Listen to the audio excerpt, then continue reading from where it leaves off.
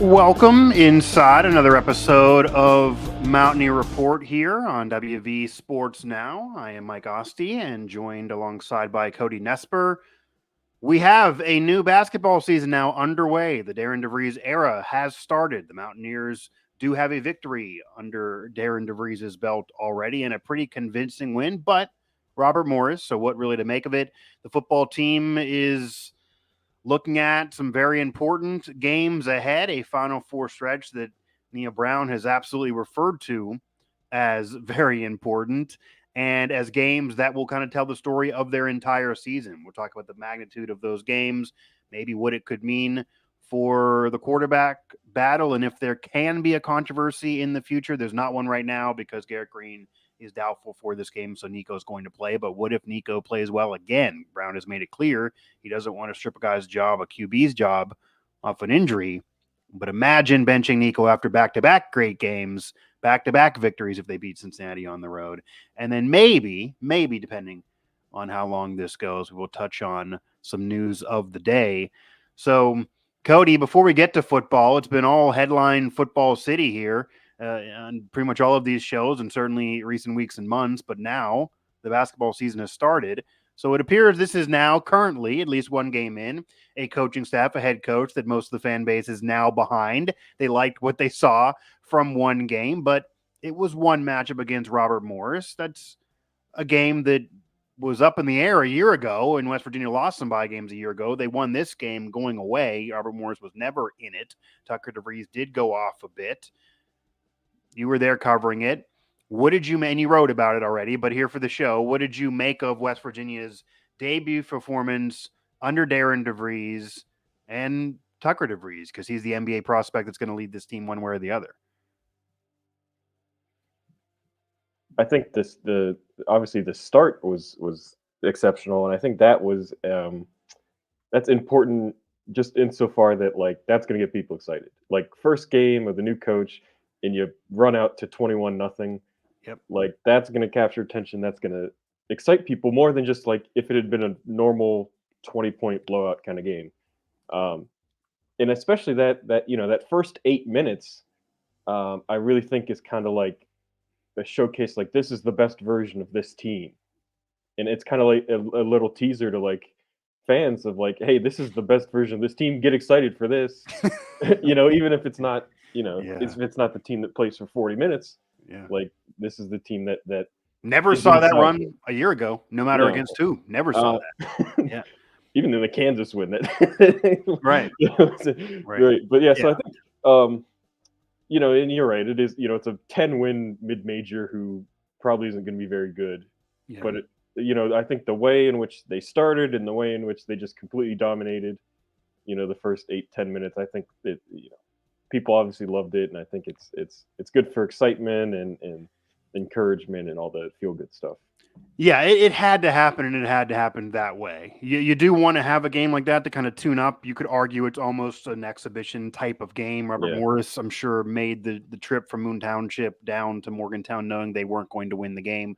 But there's a difference between winning a game or even beating a program like that and then dominating them to the point that you're a little bit kind of making a statement that, okay, it might take a couple years to get this full era underway under a new head coach. Ren Baker's even been honest about that, but this is different already. There's already progress from a year ago. There's already improvement from a year ago.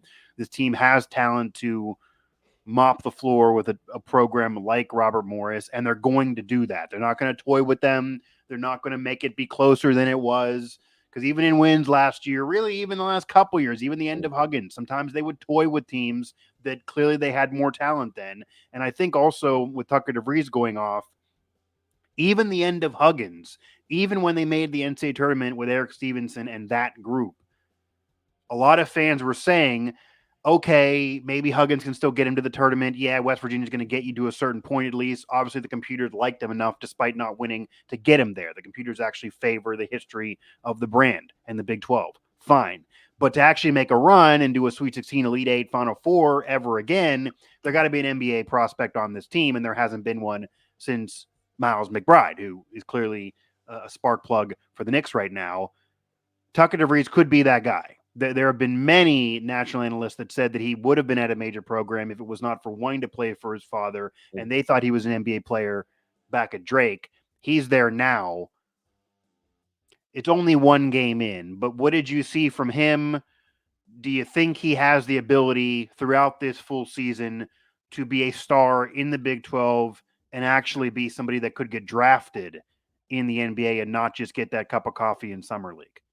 Yeah, I think so. Obviously, and I kind of wrote about this. Like, he was 9th in the country in scoring last year, right, in the Missouri Valley Conference. So it's like, back-to-back Conference Player of the Year. So it's like, he's good. He can play. It was different for me seeing it with my own eyes, of like the first 3 possessions on offense were all him, and it was like very clearly like, oh, this is the best guy on the court. Nobody else is close to this guy.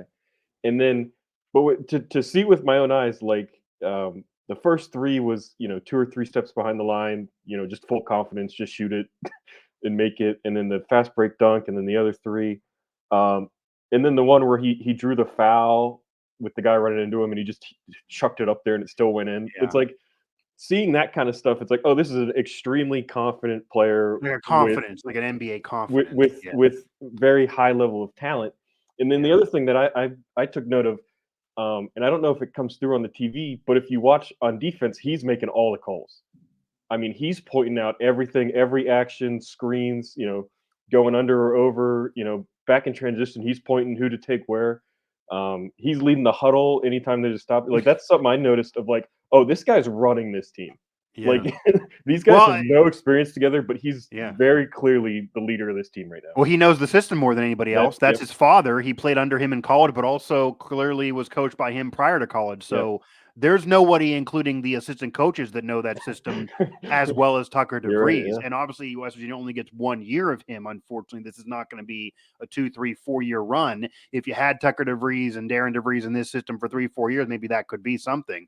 But that's probably part of that. But you don't normally see the leading scorer also running the defense, also acting like a coach on the court. Usually, if you're doing one of those things, you're sacrificing the other, or even 2 out of 3 for a full-on star.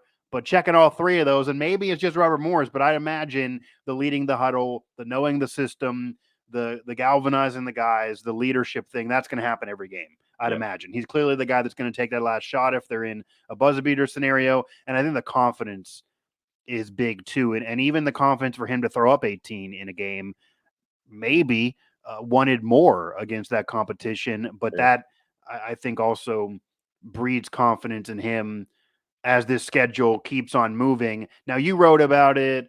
I tweeted about it. It's out there. It's obvious. Everyone's been talking about it. Even Darian DeVries brought it up. It's the elephant in the room. The only issue from the game, even winning as big as they did, is rebounding.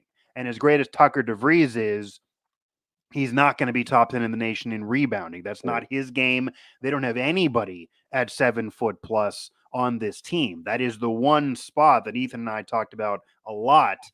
They didn't even really put, I don't want to say an effort because I'm sure they tried, but there was not a visible public effort in even really recruiting multiple bigs. They got one. He's not even the tallest guy in the world, and that's it. And then it was just tons of guard offers and kind of fielding this team. It almost came off like they thought to themselves, which Darian DeVries even alluded to a post game, that we're just not going to get the big that's some superstar. So we're building it this way, and we're going to have to figure it out. But we know rebounding could be a problem unless we figure it out.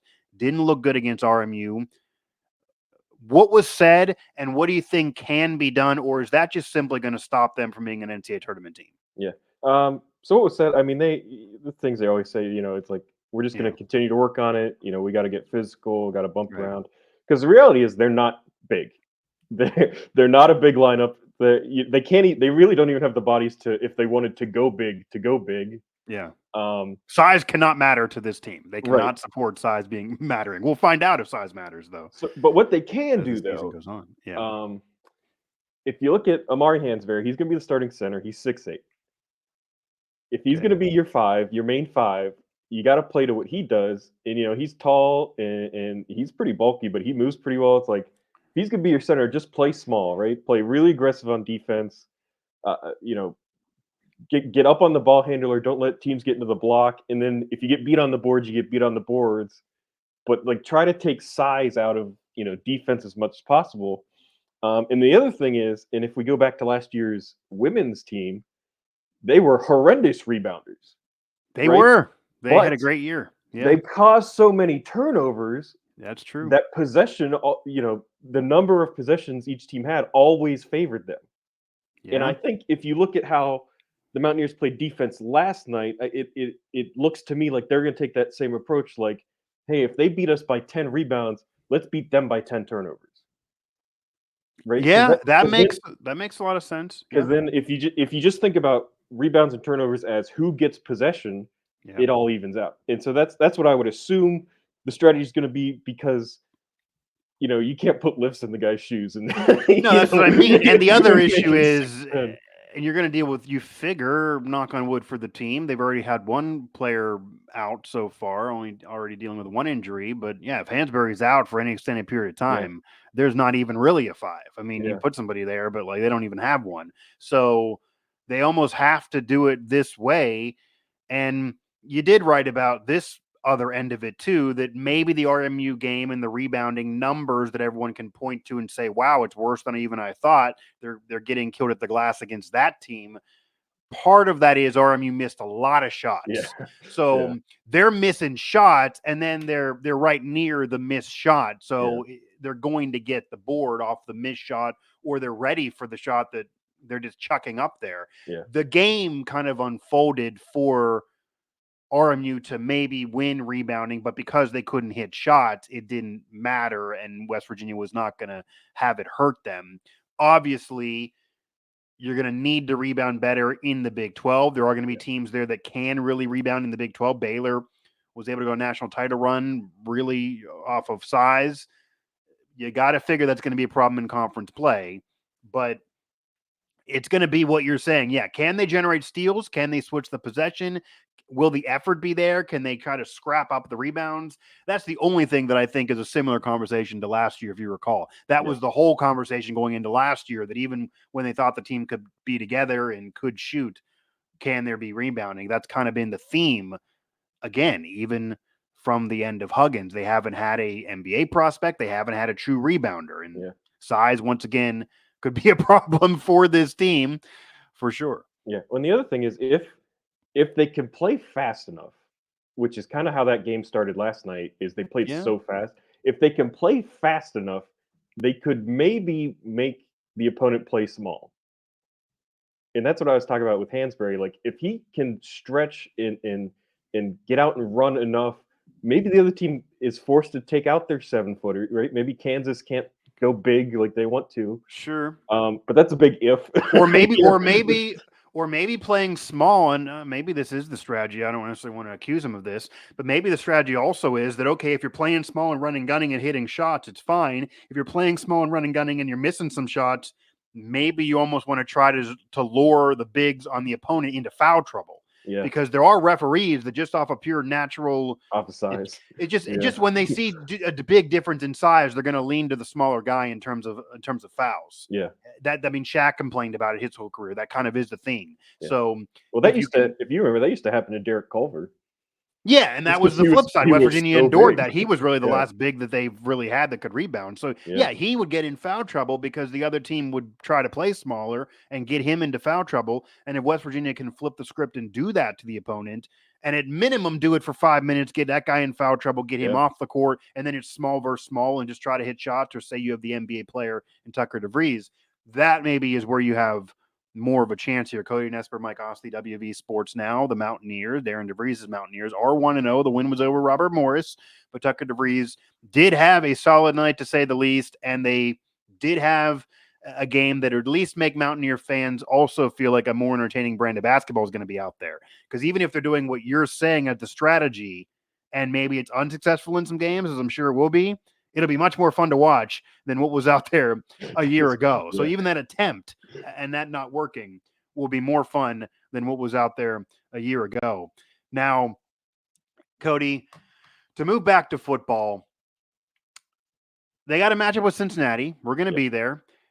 It's a road matchup, but it's the closest geographic game. They're going to be able to drive and do the whole stop and play at a small college and then get back in the car or get back on the bus and get some Skyline chili possibly and make the rest of the way. They're going to try to, make the best of the situation and try to squeeze out some wins here to end the season. And we talked about it before. Oh my God, they win these 4 in a row. They're probably still not in Dallas, but that would be another 8-win year. Then you don't know what happens in the bowl game. And they are back in the freaking conference race, to be literal, because of Iowa State and Kansas State losing. If one of them loses again and West Virginia wins out and they don't play BYU, they could crawl into somehow being number 2, and that's all you got to do to get into Dallas, as weird as this year would be. Number 1, how do you see that matchup playing out? And then number 2, because this will be a future conversation as well, but I just want to kind of plant the seed for everybody. Nico's going to start. Garrett Green's doubtful. He's not healthy. If Nico gets anything close to what he did a week ago and plays well again and they win, do you think that changes Brown's mind, and should Nico play the rest of the year? Because we both heard Brown say he doesn't want to take someone's job off of an injury, and Green would still have been losing a job off being hurt. But at that point, it feels like, how can you even look the media, fans, and players in the eye if you're then pulling the plug on the guy who maybe saved the year? But to plant that seed as well. Cincinnati's not, they're all right. To be polite, they're not great. Their defense is really bad. So they blew a game against Pitt too. Oh, that was a terrible collapse. So it's like this is kind of the it's fitting. This is the first game for this stretch run, because it's like, if you lose this, like, it's kind of a signal. It's like, okay, just everybody check out. Like stop caring. So but if you go on the road and you win this, it's 2 road games in a row, you win with your backup quarterback. That's not nothing. No. And to water the seed you planted a little bit, if Nico plays as well as he did last time, like you said, it's really hard to justify benching him. It's like, well, Garrett was the starter and he just got hurt. It's like, okay, but Nico's played the best quarterback play you've kind of gotten. Could you imagine the scenario where if Nico throws up 80+% again, they win another road game, even though you could argue these are lesser teams this year, and Green's then back, and then he plays Green, and then Green goes out there first possession or 2, throws a pick, the opponent scores eventually. The fan base might be outside Brown's door. I mean, that would be that would be the only scenario that I think that could lead Brown being gone before the end of the year. I definitely think he's lasting the year, probably even coming back next year, barring a collapse. But if that goes on, Brown is really then sticking his neck out for Green. That just could change a lot of things, because that would be such a gutsy move on Brown's part, and it just seems like unnecessary. It seems like Nico would force his hand if he plays well and they win. To steal a Mike Tomlinism, what do you say? It's like, that's why I'm so well compensated. Like, that's why Neal makes all that money, is to make the hard decisions and then live with the consequences. Well, wouldn't it, you want to compare it to the Steelers and Mike Tomlin again, wouldn't the scenario be similar to kind of what Mike Tomlin dealt with a year ago, where he clearly, at the time, I need everyone to get back in their brain, because obviously Kenny Pickett's not around anymore, that situation, divorced. I get all that. I've reported on that too. But back then, when they still kind of wanted to save things with Kenny Pickett and they kind of wanted him to be the guy, he was still a few years into being that first-round draft pick, and then got hurt. Mason eventually came in and played well enough where they're winning. They eventually go to the playoffs. There were rumors and reports at the end of that year that Pickett was getting healthy enough to play. There's a whole thing about whether he wanted to be third string or not. And Mike Tomlin eventually had to, make it clear, we can't change now. That was pretty much the decision. Like, Mason's leading us to the playoffs. We'll worry about the rest later. We can't change now. and you even heard from some players, down the stretch, and some media members flat out told me, actually I had one, Jim Wexel told me on Mic Drop, that he had an anonymous player that he still hasn't named tell him, I don't know how the coaching staff would have looked us in the eye if they would have taken that guy out. Now we're back in the playoff race. That's kind of, I think, what we're alluding to. Like, you can't punt the year for your relationship with Green, even though he originally was your guy. If you're really coaching it week to week, Nico would have to stay in if he plays well for me. Well, then that comes down to, like, do you trust Neal to like truly play who he believes is the better quarterback? Kind of. I mean, that he's done that. He's benched Austin Kendall.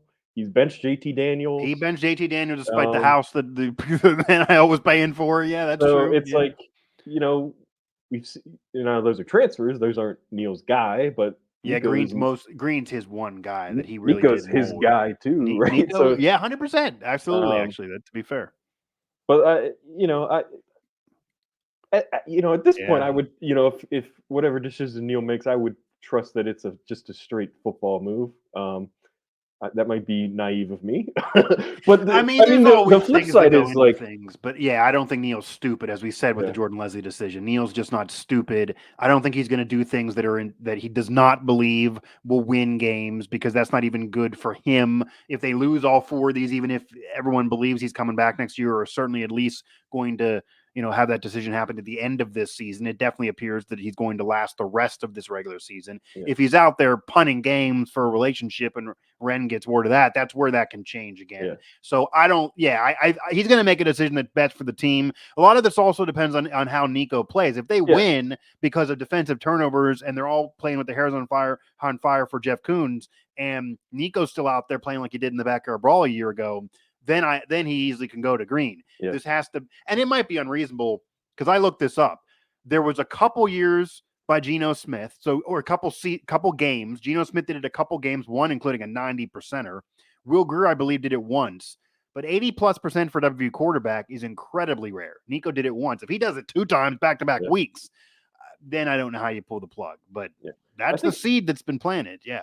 And I think the flip side is, like, everybody's kind of down on Garrett right now. Garrett's a good player, right? Like, he was really, really good last year. Yeah, they're proving winning from a year ago. Can't happen. There is a scenario where Nico plays well, but Garrett is the starter in the following week anyway. But Garrett also just plays well. And that's also a scenario. That is a scenario that might be, that is a scenario that exists. Yeah. It's hard to buy that scenario a little bit for me, because yes, Green was so great a year ago and there's potential there. And I do think the ceiling might be greater with Garrett Green than Nico. I do believe the ceiling and the big play potential is greater with Green than Nico, but I don't know where the Green you're talking about is anymore. That's my concern. If it's 2023 Garrett Green versus 2024 Nico, that is a legit debate, and I would give the edge to Garrett. If it's 2024 Garrett Green versus 2024 Nico, that right now is not close based on body of work. Nico has taken care of the football and played smarter, and he actually was able to scramble around, and there were big plays against Arizona. We will see. Cincinnati's defense is better than Arizona. We will see. That's the seed planted, though, and I'm sure Neal Brown knows I'm coming with that question after that game, because he immediately, it's not a quarterback controversy right now because Garrett Green is doubtful, and it could also be that he's still. The other scenario is that Garrett Green is really never healthy enough, and we just don't see him because of health. Yeah, I mean, clearly it's a concussion situation. It's longer than I think anyone would have thought. I mean, we're looking at 3 weeks now with that. Because of the bye, you would have thought it wouldn't be a doubtful thing because of injury, but that is still the case here. Cody Nespor, Mike Asti, WVU Sports Now. Just to round out the show, the news of the day as we're recording this, they do get out of a game against East Carolina on the road against East Carolina in 2026. That's, of course, led a lot of people to speculate on the future schedule. It's been such a conversation around the WVU football program more than I think any other program in the country the last 2 years, with the AD and head coach being so open. You don't see that anywhere else either on what they want out of the schedule. Ren Baker basically got hired and sat down his first presser and said, yeah, these 11 Power Fours and going on the road every year in game one, it's not where it's at for this program. And then Neal Brown made the little jab about we got to get out of the Alabama game even this season. So with all of that said, do you have a reaction? How do you see that being filled to you? I mean, immediately to me, that again signals they're trying to get out of that Alabama game, which they've been publicly trying to get out of, because a lot of the options everyone is throwing out there are Power Four. I don't see how they would go into 11 Power Four another season with Bama as one of them off of everything that has been so publicly said. Yeah. I am a little sad because I really like Power 5 teams playing at Group of 5 stadiums. I always think those are fun games. Yeah. Even if they're not competitive, I think it's fun for those smaller schools. Big risk there, which is I think it's either usually not competitive or else there's major upset. Yeah. But like you were saying, it's obviously they're trying to shuffle all the chairs around and get different games. You and I just talked about it earlier. This screams backyard brawl to me. Both sides keep talking about how much they want it, and right now there's a 3 or 4 year gap on the schedule. Yeah, 3-year draft gap right now, 2028. Yeah, and then the other part, I think it must have been Mike Kazaza. I was reading his story on it. He talked about if the SEC adds an additional conference game, Bama might end up voiding that contract. I did see that. Yeah, and West Virginia might get lucky because right now, with so much of a conversation about money, no one out there thinks West Virginia can really afford to get out of the Alabama game. They can pay the $300,000 to get out of the ECU game. They're not going to. That would almost be wasting money to get out of the Alabama game. That would be a lot they'd have to pay. So they maybe also are aware. Maybe they know that they're going to be able to. Yeah, they could get out of it without having to really get out of it. Bama could have to be the team that pulls away because of that conference schedule. That's a great point. And then if that happens, I think that opens up the door. Yeah, the backyard brawl is brought up. I haven't fully looked into Pitt's schedule, but that could be brought up because that would continue with the home and home. Both schools have been public. They want to play it every year. The problem is, and I'm sure I sound annoying and I keep banging the drum, I would find it very hard to believe that Ren Baker would take the backyard brawl with the stipulation they would have to then play 11 Power 4 games. That is, so I would think that if it could scream backyard brawl, and maybe they do this in reverse where we get 2 weeks of a freak out where they add a Power 4 and then Bam is still there and everyone's wondering, wow, we now got the hardest schedule in the country on the out of conference. But I don't think Ren would do any of that if he didn't know he was getting out of the Bama game. Or you're going to see another Group of 5 in there if that Bama game is not moving. I guess that's the tea leaves. If you see a group of, because we got a lot of reports saying this announcement's going to come soon.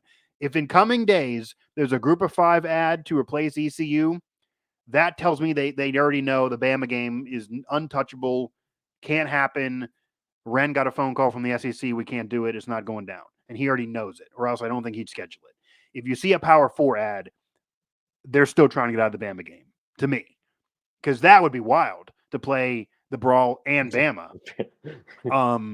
And you'd absolutely that game, especially 2026, because then that game would have to be on the road. That's another thing. That game would then have to be on the road in Pittsburgh. I don't think Ren would want to have a whole out of conference schedule that's basically on the road either. Well, that Bama game in 26 is here. Yeah, it starts and they have the back-to-back with Bama. So the home and home with Alabama. Yeah, they have the home and home with Bama. Yeah. So that maybe they could do that. Yeah. I mean, the Ohio game next season is actually in Ohio because of that, because otherwise they'd have every out of conference game would be in Morgantown, and the brawl is obviously in Morgantown next year. It'll be interesting. Semi-surprising news. Yeah. I mean, everyone knew they were trying to get out of the Alabama game. They were even saying it in press conferences, but nobody was really talking about other games they maybe would get out of. And Mike was definitely first on it. He usually is with the schedule stuff, but it'll be interesting how they replace it. It could definitely be the brawl, and I'm all for them playing the brawl every year, but It also could be that the other end of this too, as we kind of wrap up the show, maybe Ren knows something about. There's been rumors too of the Big 12 and how they format in their schedule. The ACC has an 8-game conference schedule and 4 out of conference games. That's how Pitt plays 10 Power Fours, even though they end up playing multiple Power Fours out of conference play. This year they played Cincinnati and West Virginia. If there's any tea leaves that Ren Baker's aware of, that the Big 12 would go to 8. Maybe they're going to expand. If they expand, they might drop one. If they go to 8 conference games, then okay. Maybe then you can add the brawl, and then you can keep Bama, and then you can have 2 other games that you feel like are lock wins. That would open up that door too. So there's a lot of things to look out for on what maybe Ren Baker thinks is going to occur. But if there's a scenario hypothetically in 2 years where they're sitting there going in that season and they got 2 Power Fours and an out-of-conference schedule with only 3 out-of-conference games, I need an answer on how that happened, because they have been very open that they don't want that to be the case. But right now, they can move down that path. Cody Nespor, Mike Asti here. That'll do it for this edition of Mountaineer Report. Make sure to like, subscribe, find us on YouTube, but also everywhere you get your podcasts, Apple, Google Play, Spotify, etc., and all of our coverage at WV Sports Now.